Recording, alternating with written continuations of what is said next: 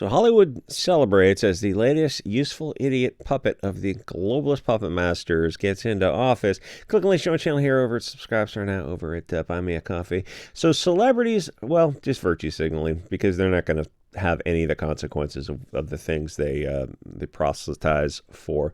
So the useful idiot, latest useful idiot, which is pretty much every politician, gets elected, which is great in a sense because it's not going to be great for the people in that area in the short term. But if he does what he says he's going to do, people will see the results as a test bed where it'll be a relatively small example of these kind of really dumb ideas because of history, these kind of socialist policies. And if they work, fantastic, but they won't, and people will watch the meaningless promises dissolve as they run out of money and crime skyrockets. And it's interesting for them because he's brown, and the media is not going to hold a non-white accountable for almost anything. So they're going to, whatever direction, he can do nothing. And then the media would defend him, and the people who voted for him would defend him, and they'd blame Trump somehow.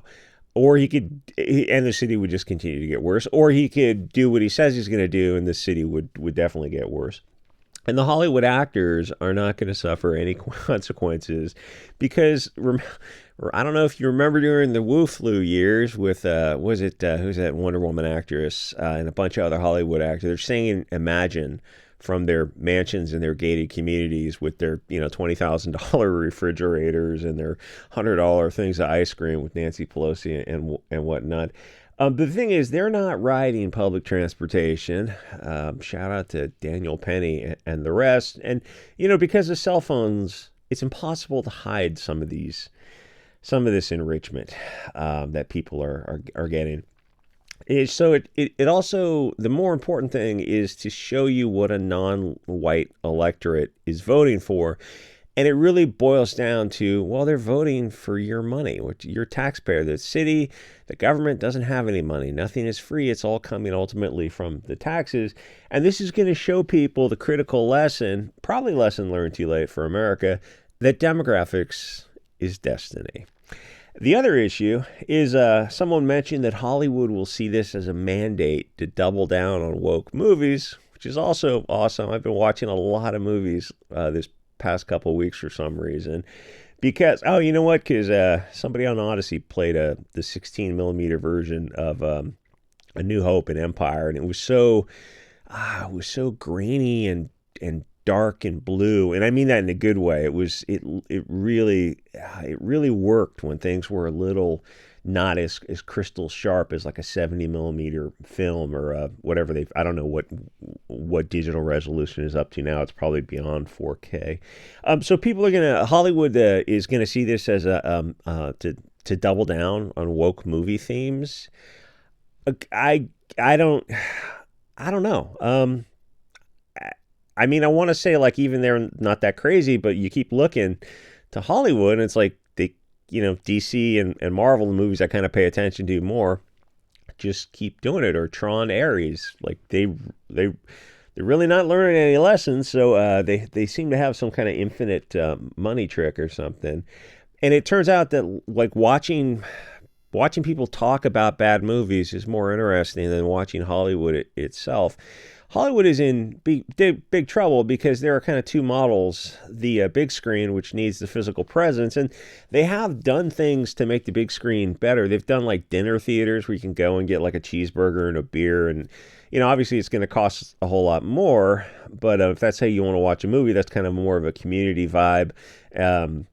And then they do things like there's IMAX, and then there's like the seats will vibrate. So like imagine a 93 Jurassic Park where the T-Rex is walking and you feel those vibrations and you see the water glass or something. It's like, what a great setting that was.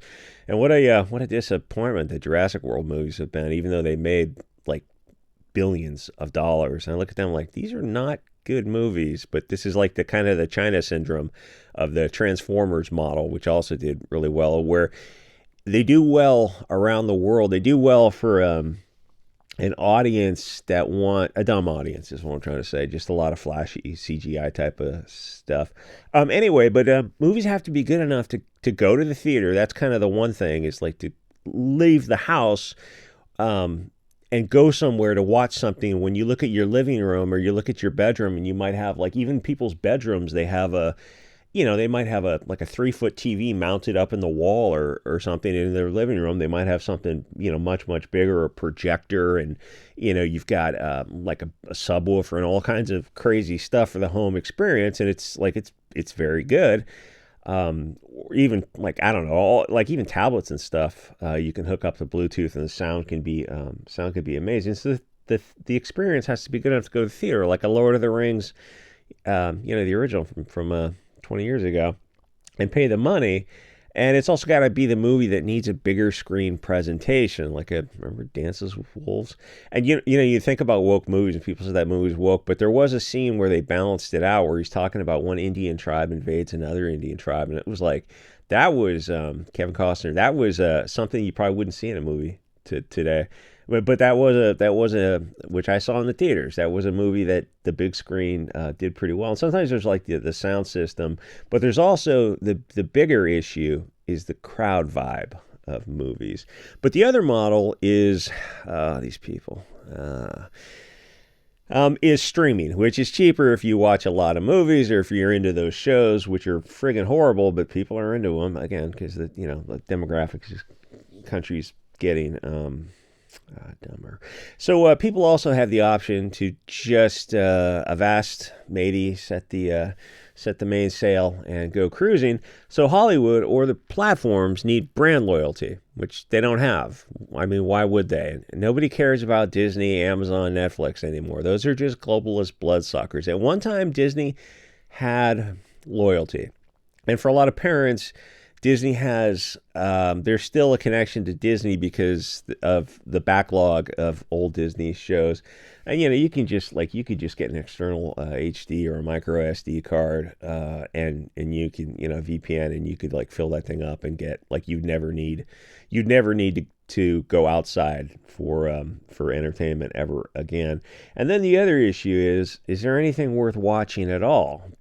But a lot of what drives the energy is the vibe, the cultural impact of the big screen experience, which can turn an average movie into something else just because of the crowd energy and the crowd response. It's like, a live show of any kind versus something recorded. It's the crowd vibe. And I'm thinking of all the movies I saw back in the day, back in the 80s, to about 2000, and how pumped up people were to cheer for something like Total Recall, a fun movie for sure, but the crowd energy to Total Recall, which I saw all these things in the theater, was, I don't think you're going to see that nowadays. The crowd was a big part of the experience, or people waiting in line to go see Star Wars or Lord of the Rings. And if people get out of the habit of going to theaters, then you lose that momentum that gets word of mouth spreading, and you lose a lot of that money because the theater domestic returns are very important for paying the producers. So if Hollywood thinks that like this is a woke mandate to go back to peak, woke movies, they're out of their minds. But it's going to be fun to watch. By all means, make more trans, furry, otherkin type of race swap, fighting the evil blonde, blue-eyed Aryan out of central casting, which, Avatar kind of went in that direction, and Avatar's billion-dollar-plus movies, but they're also probably $400, $500 million movies to make or something. I think they're like the most expensive movies ever made. This does mention honorable mention to Epstein's Island's Alan Dershowitz out here. I guess he threatened to delete himself if Zohran wins, which I guess I can't really comment on. I mean, I guess I won't say that. Okay, so they wanted a socialist, and they're going to get it good and hard, as that old line goes. So the bus is free, or public transportation in general, or, it's taxpayer funded. So what are the consequences of that? Crime and taxes go up, and he says he wants to raise taxes and freeze rent and do all these kind of things that have been tried before. Fantastic. Let's just see what happens. Why not just print more money while you're at it? And like there's part of the electorate who, when they hear that, they go, yeah, wait a minute, that is a good idea. And I mean, there's like a minimum IQ that the average populace needs to run a society, and there's characteristics of people that there's like a critical mass that must be met for society to run at a certain level. And you're going to see what happens as America continues to get dumbed down. Or he and a bunch of others want to bring in state-run stores with fixed prices. All these concepts run into the reality of you can fix prices for a little while, but you can't fix supply at all. And the problem of human nature, that you're not going to change. Oh, but if people only behaved in a certain way that's contrary to human nature, then nothing. I mean, that's just a failing ideology. Again, like with enough force and terror, with the NKVD, you can make things work for a little while, but you can't make people care. And you saw that with the end of the Soviet Union when the infrastructure crumbled, because things just weren't made. People's jobs didn't depend on things. Like things just were made poorly, and then suddenly, like it was cascading series of infrastructure failures when the country just collapsed.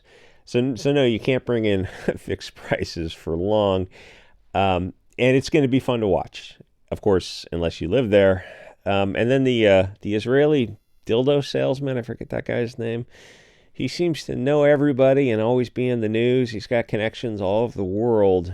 Strange. Him and his daughter are teamed up together to sell sex toys, which is it's weird. Oh, and Deborah Messing, I guess, is not on board with an actual communist jihadist. Well, it's kind of one or the other. Literal Karl Marx quoting America-hating jihadists. Yeah, good luck with that. For people like that dildo salesman, like the Israel First types, just like move to Israel. We have enough issues with America. Most of America, that under a certain age, and the younger you go, they are firmly anti-Israel. And so as you age those increasingly Latin American majority America populace up. Well, I mean, there's like the window of supporting Israel for America ends in a few years to a decade or something. Most America just has no connection, because it was the only people who supported Israel are like white Christians, and they're already the minority, so things are not gonna like that. The taxpayer, the Bank of America, is a taxpayer for Israel. People just don't understand it when they look at America and they see it's falling apart with homeless tent cities out of Steinbeck's Grapes of Wrath or something. And Randy Fine, who Emily Yukis parodies very well when she's not going after Will Stancil, it do be like that, is demanding that Zohran gets deported. It's like, well, I mean, that ship sailed with Emmanuel Seller in 1965. You could have kind of worked on that one. And the leftists frame this as a racial justice issue, getting Zohran in office, and they're going to tax the wealthy white people. And all this kind of goes into the concept of acceleration and accelerationism, which is great. And it's like if it's going to happen in New York, then that's a perfect place to watch it happen. Anyway, like, comment, subscribe, and see you guys all next episode.